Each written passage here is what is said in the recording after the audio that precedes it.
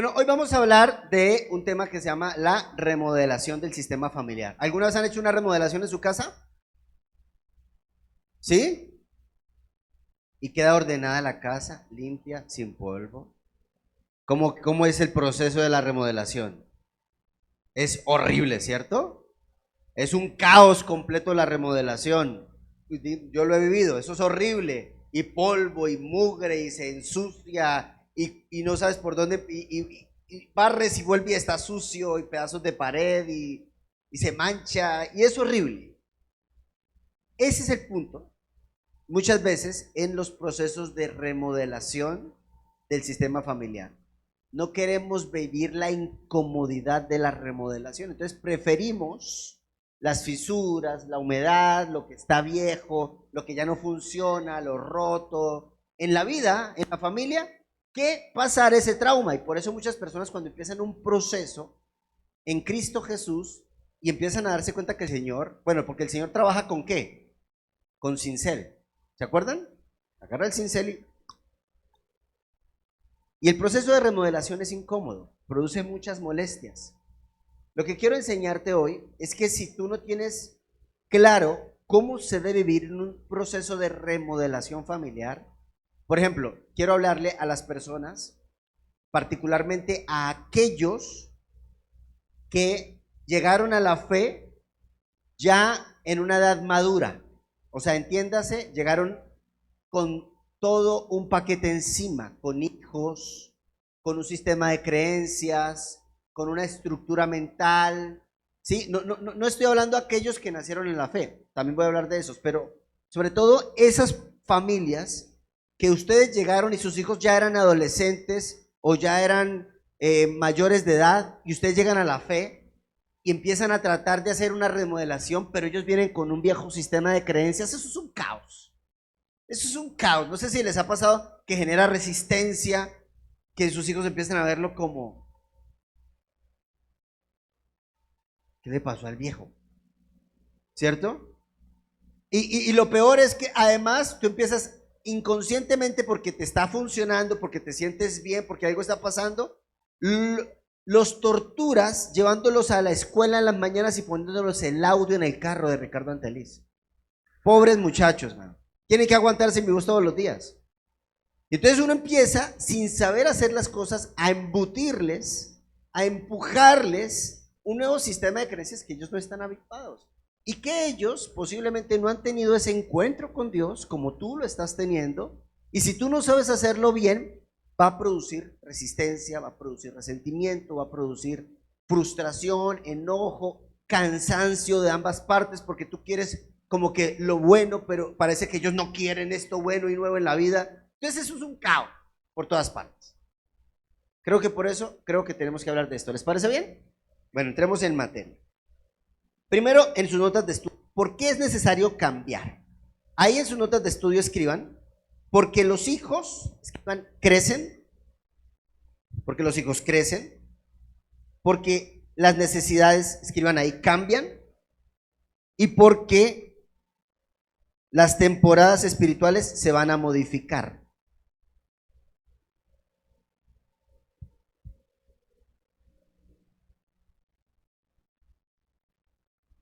Es que no sé por qué pasa, no es que me han contado, yo me lo imagino, que tú empiezas un camino con Dios. ¿Qué les pasó que cuando llegaron a la iglesia y se empiezan a enamorar de Cristo, todo lo que quieren hacer su vida gira en torno a Cristo? ¿Quién les pasó eso? ¿A alguien le pasó eso? Levante la mano. ¿Está bien o no? Está bien.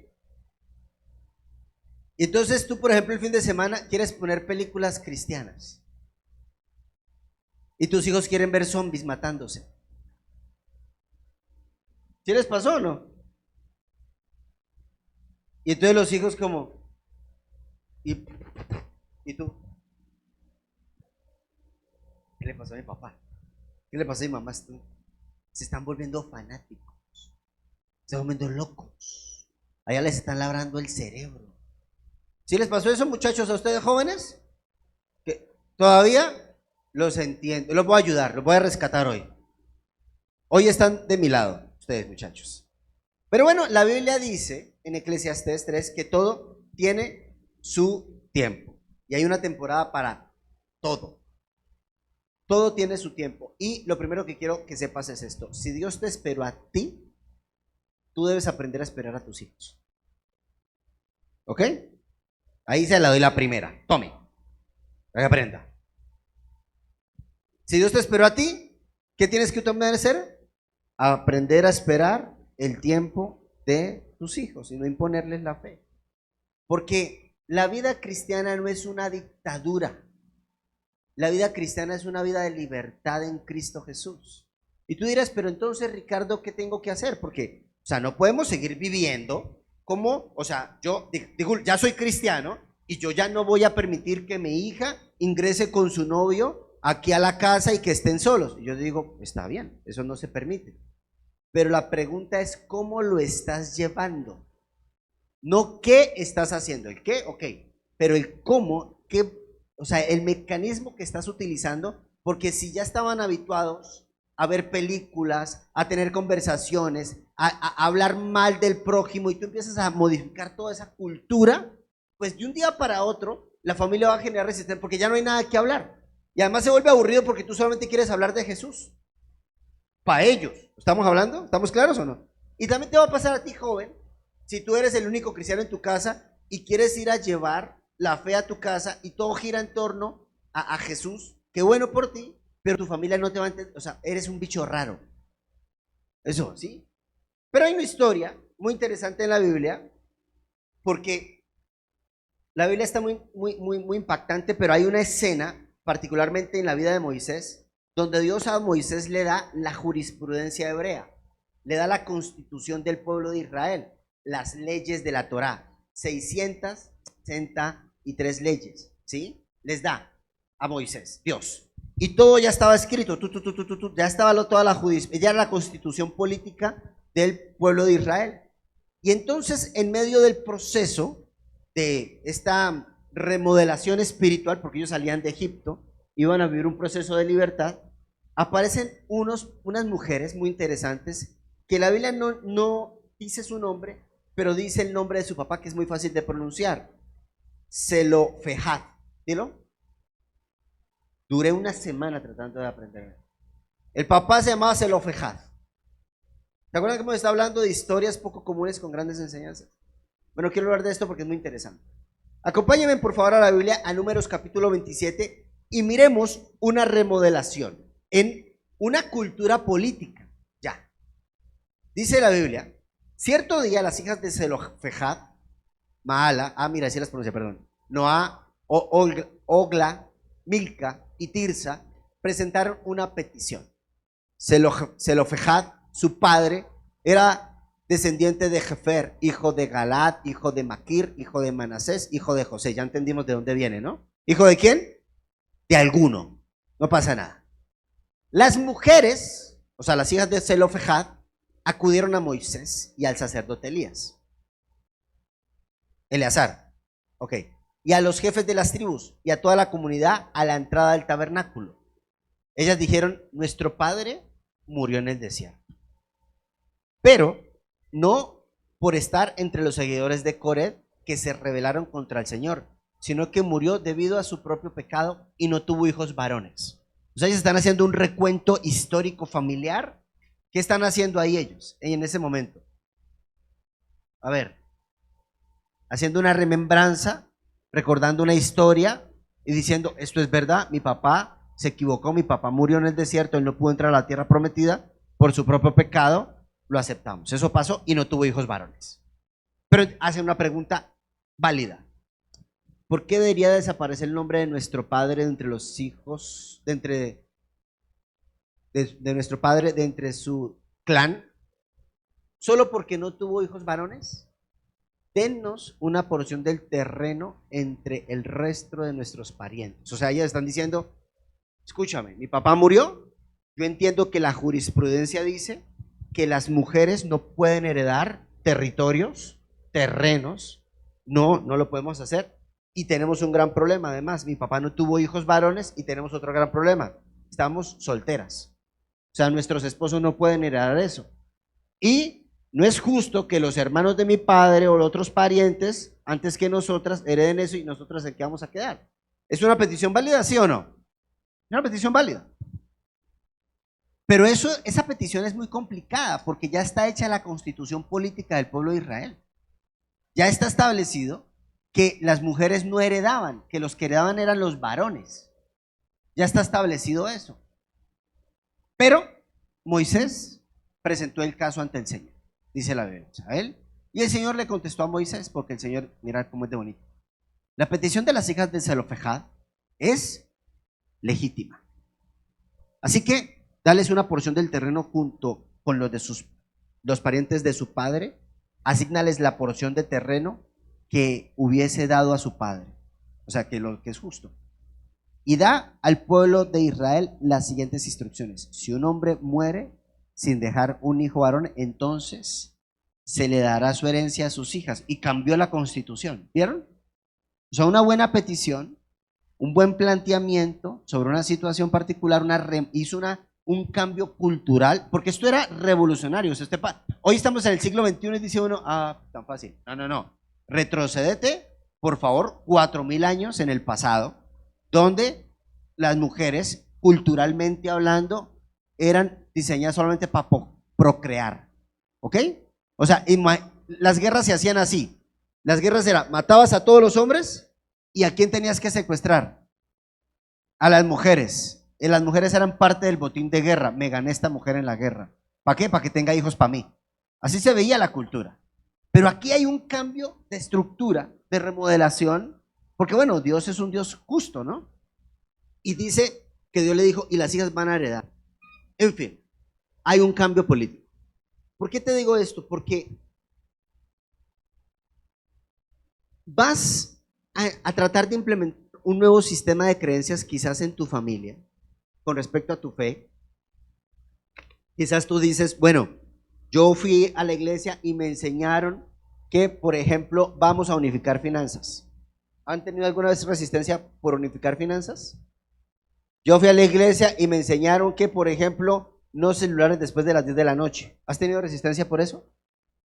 Y empezamos a darte herramientas, pero si tú no sabes hacerlo bien, entonces va a crear resistencia. Y en ese uno tiene que tener el corazón como el de las mujeres, las hijas de Zelofejad. ¿Lo dijo bien o no?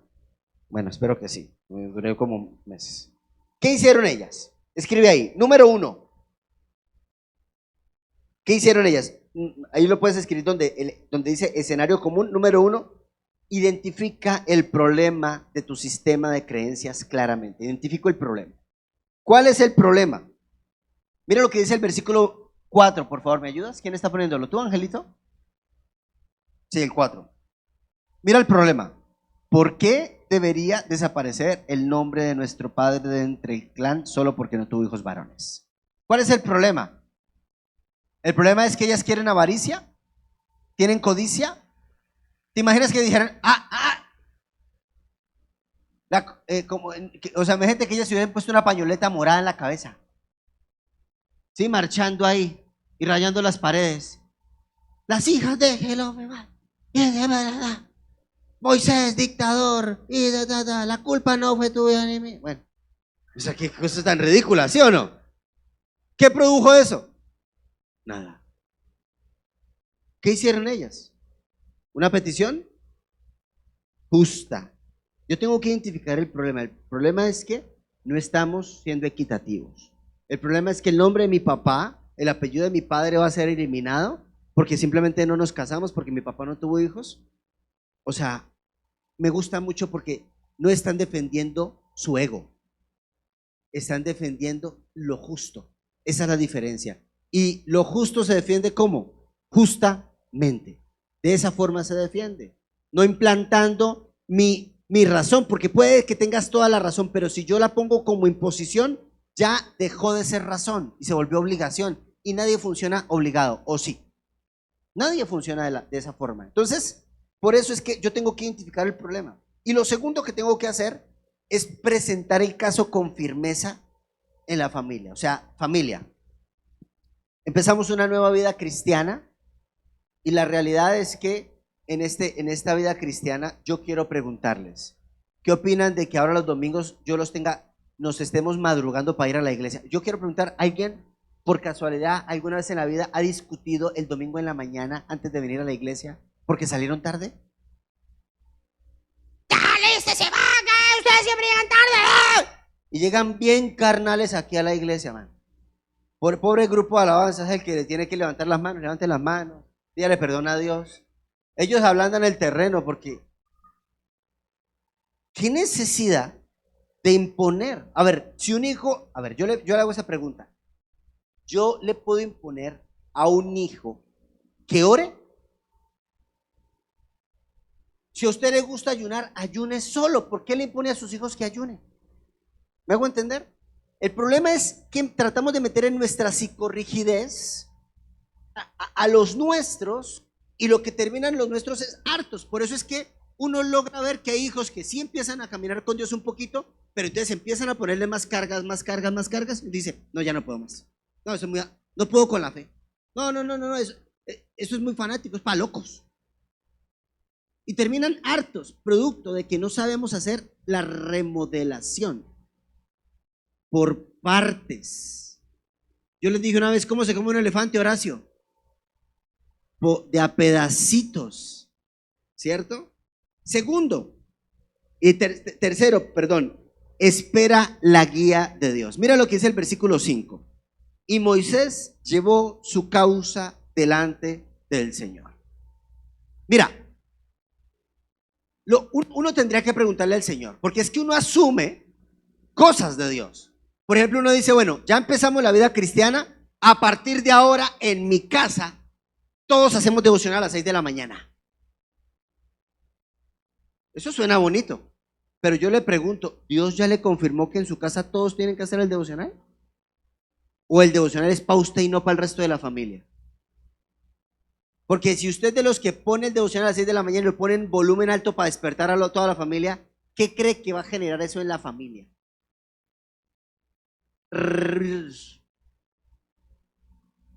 Y además, en los devocionales ¿y quién quiere una opinión? Y nadie opina. Además se vuelve terrible. Si usted va a hacer su devocional en línea, hágalo para usted, pero tienes que presentarle el caso al Señor. Señor, a ver, ok, yo ya te acepté en mi corazón, yo ya sé que en ti soy salvo, yo quisiera que esto lo tuvieran mi casa, mi familia, mis padres, mis hermanos, pero mi pregunta es, ¿cuándo lo debo hacer? ¿Y cómo lo debo hacer? Ese punto es el punto complejo, porque si yo no le consulto esto al Señor, voy a generar resistencia más de lo necesario. Y por eso muchos hijos pueden tener padres muy piadosos, pero sus hijos cero. ¿Sabes? Su familia cero. Sus abuelos cero. Tengo que saber presentar los casos delante del Señor y esperar respuesta.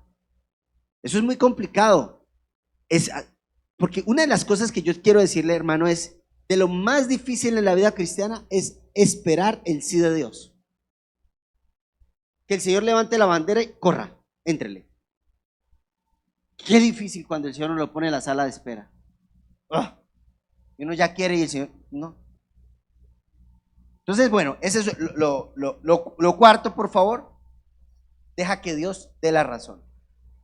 Mira lo que dice el versículo 7. Las hijas presentaron el caso, las hijas de Zelofehad presentaron el caso.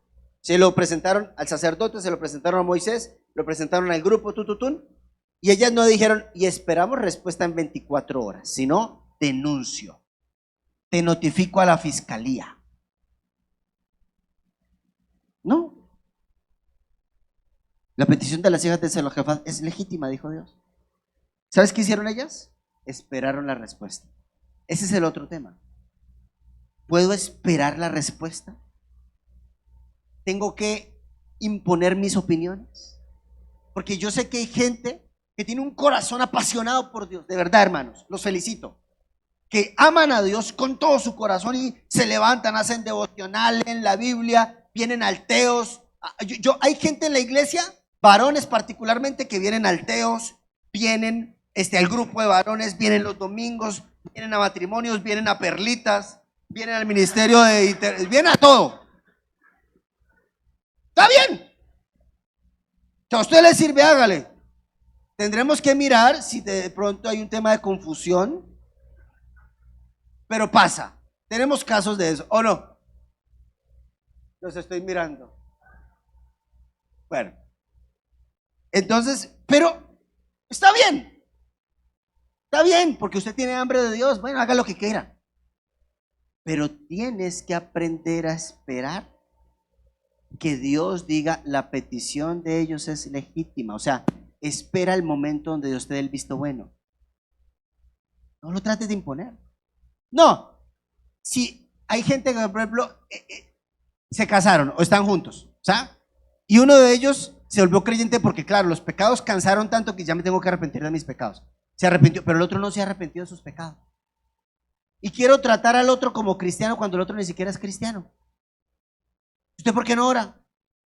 Nunca ha orado. ¿Usted por qué no lee la Biblia? Yo me vi la película de Moisés, con eso es suficiente.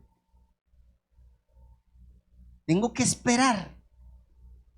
Nos perdemos ahí. Entonces, principios fundamentales para los cambios. Primero, para hacer un cambio paulatinamente, lo primero que debes hacer es mostrarle a tu tribu, a tu grupo, a tu familia, mostrarle qué está pasando y hacia dónde a ti te gustaría que se dirigiera.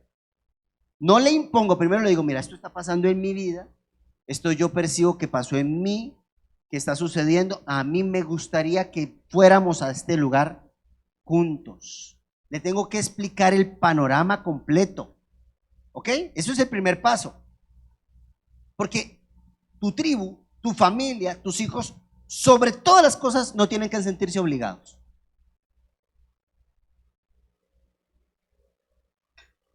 ¿Alguien, muchachos, los han obligado alguna vez a venir a la iglesia? Es posible que estés en una dictadura. No me tengo que sentir obligado. Tranquilo. Ahora, espere, usted dirá, ¿pero cómo? ¿Y entonces cómo lo hago, pastor? Espere, yo le voy, si usted me presta atención, yo le voy a dar, o sea, le voy a dar la llave secreta. Pero tiene que prestar atención. Segundo, el segundo paso es esto. Para llevarlos en un proceso de renovación familiar, tengo que ganarme su confianza. ¿Por qué? Porque si usted fue una persona que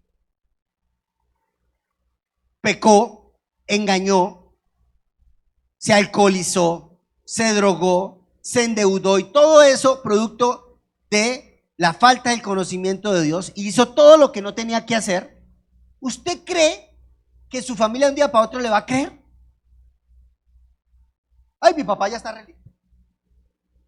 ¿Usted cree que usted puede ir a la iglesia, arrodillarse, levantar las manos, chillar todo lo que usted quiera y sus hijos lo van a ver? Vamos a ver cuánto le dura. Vamos a ver cuánto, porque cuántas veces me ha pedido perdón. Porque decía mi abuela, la burra no nació arisca, la hicieron arisca. ¿O no? Y eso pasa en el matrimonio también, en todas las relaciones. Y no, que ahora sí me ama, que ahora sí es espiritual, que ahora sí, esperemos. ¿Y sabe cómo lo van a probar? ¿Cómo creen que lo prueban a uno? Haciendo resistencia. A ver uno cómo va a reaccionar. Es normal la resistencia. Necesitas ganar la confianza. ¿En cuánto tiempo se gana la confianza de alguien?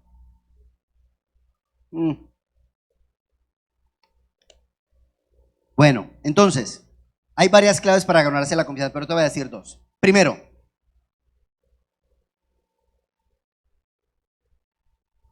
ve haciendo los cambios sin estar escaneando los. O sea, por ejemplo, tú hiciste un cambio y ya te acuestas temprano y tú no empiezas a...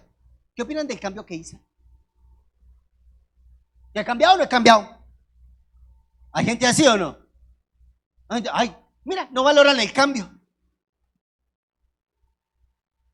¿Y la familia qué? Usted tiene que hacer los cambios sin estar que escaneen sus cambios. Porque entonces no es cambio, estás modulando, estás falseando algo. No, eso se tiene que dar de una forma completamente natural. Y segundo, invierte en la cuenta de la confianza emocional de tu familia. ¿Cómo vas a invertir? Bueno, de verdad, en medio de las crisis, reaccionando como Cristo reaccionaría. Por eso me gusta la pulserita que nos hizo Rafayada, gracias. Esta pulserita, ¿sí fue Rafayada? ¿Sí? No, es que me la puse al revés, JHQ. Jesús, hola, ¿qué hubo? Bueno, es así. ¿Qué haría Jesús? Ah, ya, es que la tengo que ver así. ¿Qué haría Jesús? Me tengo el recordatorio. ¿Qué haría Jesús? ¿Qué haría Jesús? ¿Bien? Porque mira, piensa en esto. Jesús conoce a los discípulos. ¿Listo? Los discípulos, es que miren el Señor cómo es. El Señor conoce a los discípulos, bueno, ya los hace el grupo de los 12, Jesús y su combo, se va a predicar por toda la Galilea, empieza a hacer milagros, resucita muertos, camina sobre las aguas, multiplica los panes y los peces, sana leprosos, o sea, una cantidad de milagros, una cantidad de milagros, una cantidad de milagros, y eran evidentes los milagros para los discípulos, ¿cierto? Y Jesús un día están en Cesarea de Filipos, allá arriba cerca a Teldán, y les pregunta a los discípulos, oye, quiero hacerles una pregunta, ¿la gente quién dice que yo soy? ¿Y qué dijeron los discípulos? No, la gente está diciendo que tú eres Elías, que tú eres un profeta, que tú eres lo otro. Ok, eso piensa la gente. Y esa pregunta se la hizo después, escúcheme, de 2 años de ministerio. 2. Y es Jesús. Y caminó sobre las aguas. Hermano, usted no puede, o sea, se le queman los huevos ahí fritándolos. Se le quema el agua hervida. Y ¿sí me hago entender? Y él 2 años después les dice, bueno, ¿y ustedes qué piensan que yo soy? ¿Qué está diciendo él? A ver, quiero ver si ya me gané su confianza. ¿Sí ves? Quiero saber cuál es el nivel de confianza que tienen en mí. ¿Y qué hicieron todos? Como en el devocional. ¿Quién quiere opinar? Callados. ¿Cierto? Como en el devocional. Ese silencio incómodo. Bueno. Y Pedro levanta la mano, pues Señor, tú eres el Cristo, el Hijo del Dios viviente, el descendiente de David, Y Jesús dijo, bien, no te lo doy carne ni sangre, o sea, ya me gané tu confianza. Pero no se había ganado la confianza de todo el grupo. ¿Por qué creen que Judas lo traicionó? ¿Por qué creen que Tomás dijo, hasta que no meta mi mano en su llaga no voy a creer? Hombre, y era Jesús. Y usted quiere que todos sus hijos, que usted llegó a la fe y sus hijos ya tienen de 15 para arriba, ya estén aquí arrodillados, saltando en una pata y diezmando, olvídate. ¿Sabes? Olvídate de eso. No va a pasar. No es tan simple. Debes aprender a ser paciente. Debes aprender a ser paciente. Porque esa es la pregunta más difícil. Bueno, la gente, ¿quién dice que yo soy? Porque tú tienes una historia y tú tienes un pasado. Y eso es difícil de reinventar y de resignificar. Muy complejo. Pero cuando tú le haces la pregunta, después de un tiempo de ganar la confianza, cuando tú caminas sobre las aguas, cuando tú multiplicas los panes, o sea, cuando haces esos pequeños milagros y esos pequeñños cambios, ahí es donde tú puedes preguntar, ¿y tú quién piensas que yo soy ahora? Pero que salga de ellos. No, he cambiado, estoy mejor. No funciona así. No se impone el cambio. Ahora, lo tercero, esto es una herramienta muy importante. Estás en el proceso de renovación familiar, pero en el camino uno se va a sentir frustrado. ¿Les ha pasado que uno dice, uy, no, está difícil convencerlos? Bueno, yo también necesito pedir la confianza de otros. ¿Qué es eso? Esto es muy interesante. Por eso me gustan cuando en la iglesia hay grupos de teos y dentro de los grupos de teos suele pasar que hay grupos que se vuelven hermanos amigos. ¿Cierto? O sea, hay grupos donde dicen, ven, te invito a un asado a mi casa. Entonces lo invitan al asado a la casa. Entonces van los amigos de la iglesia. ¿Sí, sí les ha pasado o no? Bueno. ¿A ti no? Ay, pobrecito. Oremos por el impacto de rechazo. ¿Quién fue? Estamos ahora, el Señor sana Caín de su impacto de rechazo, ¿no? Listo. Le doy el impacto de rechazo, ¿verdad? Bueno, ya está llorando, hermano. Bueno, pero ¿cómo se gana la confianza? Entonces tú empiezas a hacer amigos en la iglesia, personas que le están apuntando al mismo objetivo, que es una renovación de la familia, del sistema de creencias. Invitas a esos hermanos que están en el mismo proceso que tú. Y casi que cuando a uno lo invitan, siempre se invitan personas que están como en el mismo rango de edad y los hijos están en el mismo rango de edad. ¿Sí se han dado cuenta o no? Eso se llama homogéneos. O sea, invito a mis homogéneos. Los invito. ¿Por qué? Porque uno mientras está ahí hablando con el cuate, hablando de la fe, y hablando de, oye, ya cambié. A ese sí le preguntas, ¿y si has visto que ha cambiado? Y el otro dice, sí, hermano, tú has cambiado. Y empiezan a hablar. Los hijos que están hablando abajo. ¿Usted cree que los hijos están leyendo el Salmo 123? El Señor es mi pastor, no me faltará. ¿Qué están haciendo los hijos por otro lado?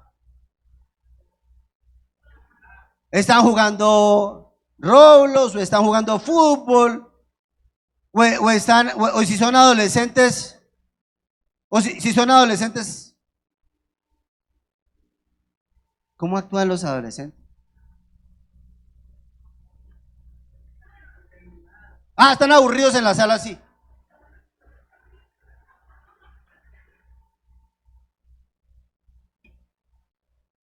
Bueno, no, cualquiera actúa diferente. Pero sus hijos se están dando cuenta de que está pasando algo en la familia. Porque tú estás tomando confianza de otra familia que te abrieron las puertas de su casa a ti.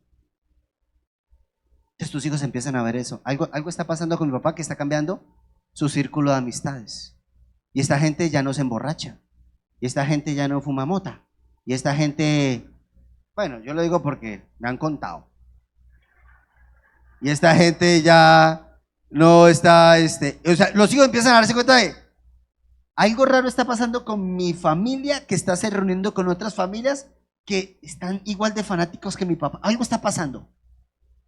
Ahí no usted lo ve así todos. Ellos están pensando de algo. Y eso significa, gano confianza de otras familias para involucrarla en mi familia. ¿Me hago entender? Pero no se impone.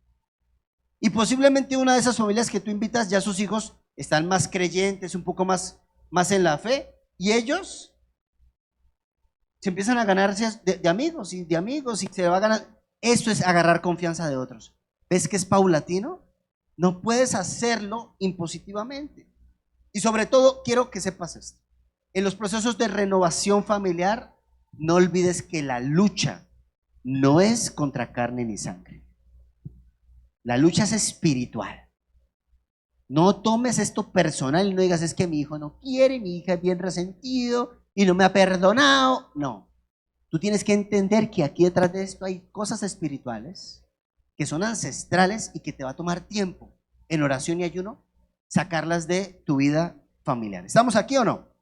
Bueno, entonces, ¿cómo poner a prueba el cambio? Yo ya me puse aquí. ¿Cómo poner a prueba en cambio?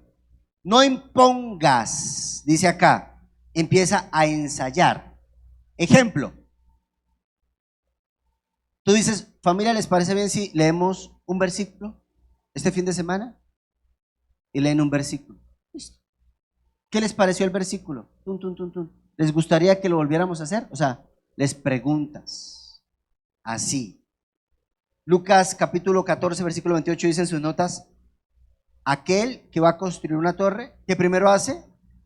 Calcula los gastos para ver si la puede terminar. No apresures el cambio, por favor. No apresures el cambio, porque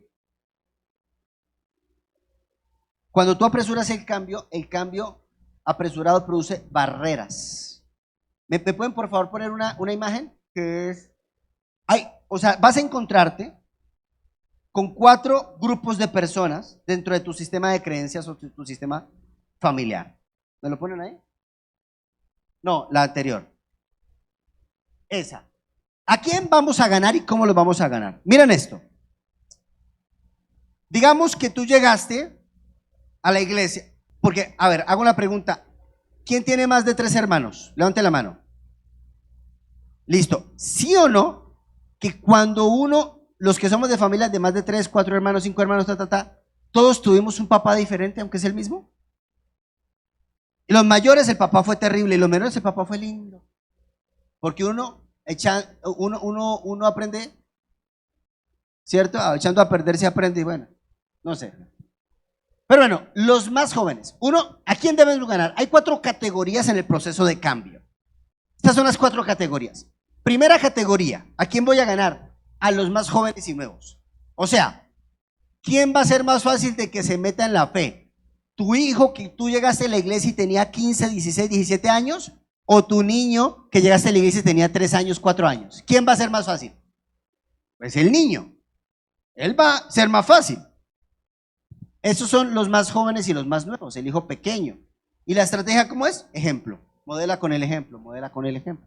Ese es el primer grupo que es fácil. Ya, ese es el primer grupo. Pero hay un segundo grupo. Los más jóvenes pero antiguos. O sea, los hijos que ya echaste a perder. Ay, no. Sí. Adolescente que vivió la etapa anterior. O sea, el adolescente que te conoció antes de Cristo. Entiéndase, el adolescente que conoció al Saulo que tenías, al perseguidor de cristianos. Ese adolescente, esa persona, que sea los años que tenga, ese es más complicado de ganar. ¿Por qué? Tiene en sus memorias el antiguo hombre y él no entiende el nuevo hombre todavía. ¿Qué vas a hacer con ese adolescente? ¿Cómo se come un elefante? De a pedacitos, no se le olvide eso. Poquito. Suave. Listo. Pero el segundo, el otro grupo, el que tengo ahí, bueno, me equivoqué, yo puse acá el 3, pero los mayores pero antiguos. Estos mayores pero antiguos son, por ejemplo, los hijos que ya salieron de casa, o los hijos que ya tienen una vida independiente, o que ya terminaron la universidad o están terminando la universidad. Ese grupo es todavía más complejo. Pero si tú a tu sistema familiar le metes que vives con un suegro o una suegra, o que vive al lado la suegra o el suegro, ese es el cuarto, los antiguos pero mayores. Esos que dicen, uy, se volvieron fanáticos. Tu papá se está volviendo un evangélico, aleluya. Ese grupo no solamente no entiende, ese grupo va a atacar. Y es normal. ¿Les ha pasado o no? Ay. Amén, dijeron algunos, gloria a Dios. Claro, porque claro, estos mayores antiguos vieron la vieja versión de la familia y no entienden el nuevo rumbo de la nueva familia. No entienden qué está pasando. Yo tengo que ser paciente, esperar. Listo, así es esto. Por eso me gusta que me inviten a la... Mire, yo les voy a decir una cosa. Cuando a mí me invitan a una casa, no diré no, bueno, no, cuando a mí me invitan a una casa, neta, yo como que Dios me puso un radar, man. Que yo voy entrando y voy escaneando así. Uy, aquí me ha salido un tema muy bueno.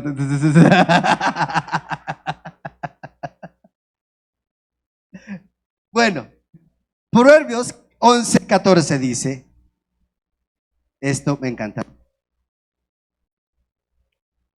Proverbios 11:14.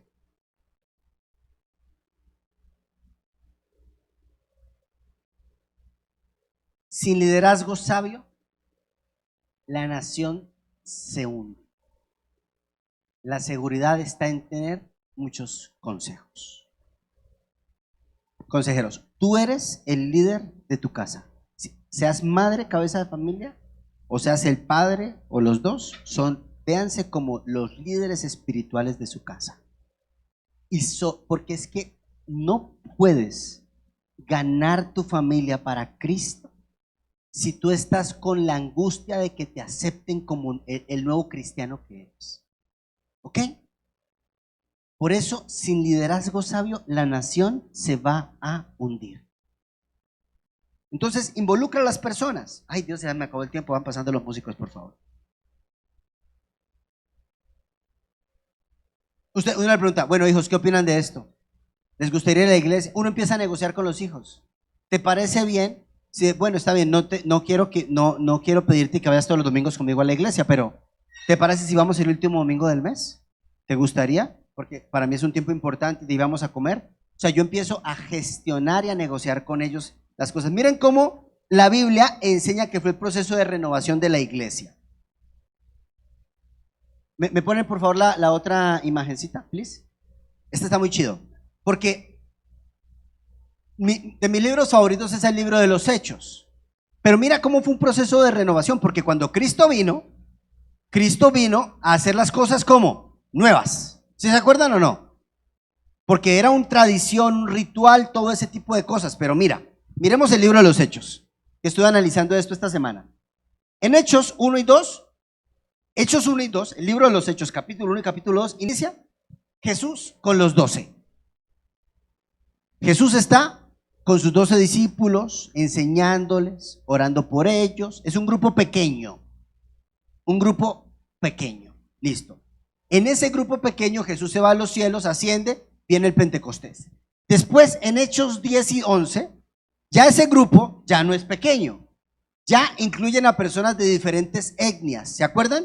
Del Ponto, de Capadocia, y empieza la Biblia a explicar que vinieron otros helenizados y gentiles, y se involucra un grupo más grande. ¡Prun! Incluyeron a personas diferentes. Mira el proceso de renovación. Después, en Hechos 13, inicia la persecución a la iglesia en Jerusalén, porque estaban creciendo adentro, pero ¿qué hubo? Persecución y los judíos los querían matar. Entonces, ¿qué pasó? Se tuvieron que expandir, salieron de su zona de confort. Y después, en Hechos 15, cuando salen de la zona de confort y se van a la India, y se van a Europa, y se van a Asia, y se van a Siria, y se empiezan a ir por todo el mundo antiguo conocido, empieza un cambio cultural. Pero la Biblia enseña que sobre todo perseveran en la doctrina. ¿A qué voy con esto?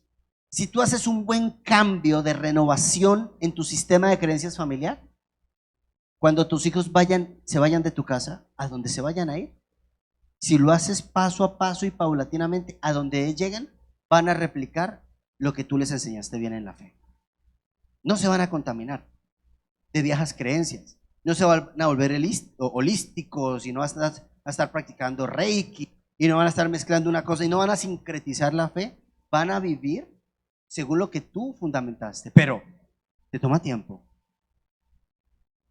Yo sé que algunos de los que están aquí quisieran ver a toda su familia aquí orando, buscando al Señor. Los felicito.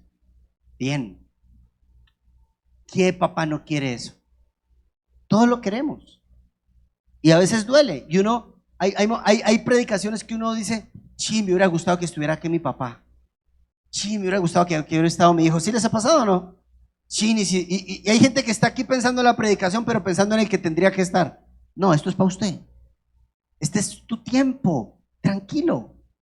Tranquilo, este es tu momento. Yo estoy entrenándote como tu pastor que te ama. Quiero que crezcas, pero no quiero que te desesperes, porque el cambio empieza primero con el Hechos 1:2, en lo íntimo, en tú con Dios, en el grupo pequeño, para después llevarlo a crecer más y crecer más y crecer más. ¿Listo? Bueno, aquí yo no quiero perder notas de estudio. ¿Ven donde dice acá fracciones internas en la familia? ¿Están conmigo ahí o no? Bueno, quédense ahí porque no me acuerdo. Allá. Dice acá, los padres deben actuar como, escriban ahí, como líderes, no como dictadores. Como líderes, no como dictadores. En el punto donde dice las 4 categorías, ¿se acuerdan? Aquí en el punto, 4 categorías de personas que dice, los más jóvenes que llegaron después, escriban aparte, son fáciles de influir. O sea, los niños. Escribe ahí. Ok, ya tengo claro que estos son los más fáciles de influir. Mire qué padre es esto. Es que me gusta mucho el fenómeno de lo que pasa en la iglesia. Hay familias que llegaron y sus niños llegaron pequeños. Lo veo, por ejemplo, con el grupo de mi hijo Marco, que están entre los 13 y 14 años. ese grupo que vienen desde chiquitos, juntos. ¿Qué grupo tan... ¿Alguien le ha dado clase a esos niños alguna vez? Qué grupo tan impresionante, ¿cierto? Son súper sabios. A mí me da mucha curiosidad escucharlos entre ellos porque, por ejemplo, llega uno y le cuenta el problema al otro. Los problemas de un niño de 13 años, ¿cuáles son? No, esta niña me hizo mala cara. Y el otro, me pasó porque lo escuché en una conversación con mi hijo con otro niño. Entonces le dije, no, que me hizo mala cara y me dijo que yo estaba feo y que yo no sé qué. Y el otro le dice, tranquilo, hermano. Nosotros somos hijos de Dios. A los 13 años. Tranquilo, hermano. Mírese con los ojos de Jesús, no con los ojos de la gente. Entre ellos. Qué chido, ¿no? Porque ya crecieron juntos en la fe. Entonces entre ellos se regulan. Eso es lo bonito. Pero sí, hay otro gran grupo y otro segmento, de pronto de los que tienen hijos adolescentes o ya son mayores, que no alcanzaron esa etapa de tu vida. Y duele. Claro que duele. Porque uno quiere evitarle sufrimiento y dolor y tristeza. Hermanos, el que comenzó la buena obra la va a perfeccionar. Porque tú y tu casa serán salvos. Pero Dios a nosotros a veces nos va a meter en ese momento de espera para desarrollarnos el fruto del Espíritu más espectacular quizás de todos: la mansedumbre, que es fuerza controlada. ¿Sí o no? Controlo mi fuerza. Y ellos tendrán su momento. Sí, tendrán su momento. ¿Quién lo cree en su corazón? Listo. Los mayores y nuevos en la fe necesitan enseñanza. El punto 2, mayores nuevos en la fe necesitan ahora que tú les enseñes. Enséñales por qué estás haciendo esto, qué produjo en ti, con paciencia, con ternura. Los más jóvenes, pero vieron la versión anterior, escribe aquí: debes compartir, debes preguntarles qué piensan del nuevo sistema de familia. ¿Qué piensas de este sistema de familia ahora? ¿Te gusta, no te gusta?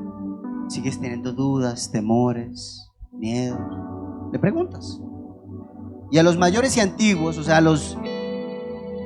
tus papás y toda esa gente, es natural la resistencia y la controversia.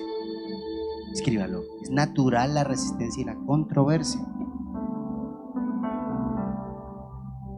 Y cada uno de ellos necesita un liderazgo distinto. Y el liderazgo se genera así. Escribe ahí en la parte de abajo. Cada uno necesita, ahí en esa raya escribe esto: cada uno necesita liderazgo distinto. Y escribe ahí: amor, oración y comprensión. Amor, oración y comprensión. Ahí escribe.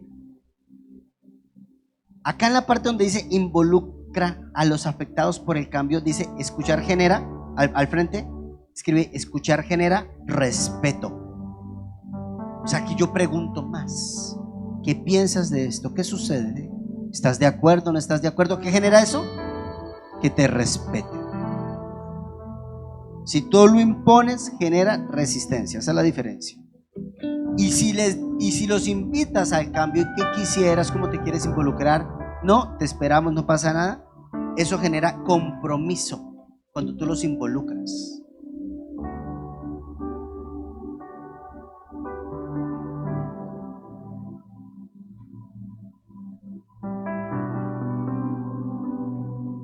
Al final, ven que pongo como una alerta en las notas de estudio. ¿Qué pasa si no gestionamos bien el cambio? Hijos heridos, padres frustrados, divisiones familiares, estancamiento espiritual.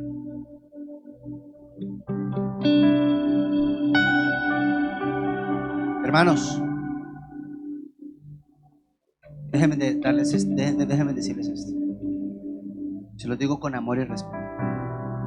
Sé que muchos de ustedes tienen derecho a cansarse.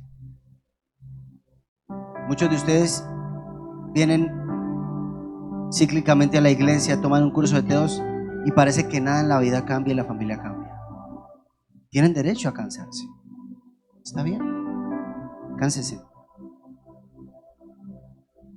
Pero yo les quiero pedir un favor. Dejen que Dios les dé los aplausos y no su familia.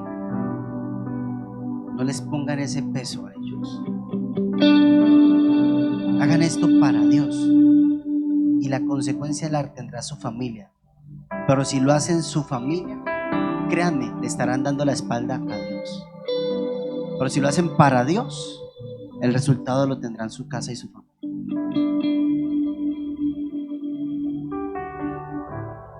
Nunca he visto un justo sin respuesta, ni de su descendencia que mendigue pan. ¿Lo hacemos bien? Y la remodelación produce polvo y tierra y escombros. Es normal. No va a ser color de rosa, pero va a quedar espectacular. Porque tenemos al mejor carpintero de todos, al arquitecto, hermanos, nuestro Señor Jesús.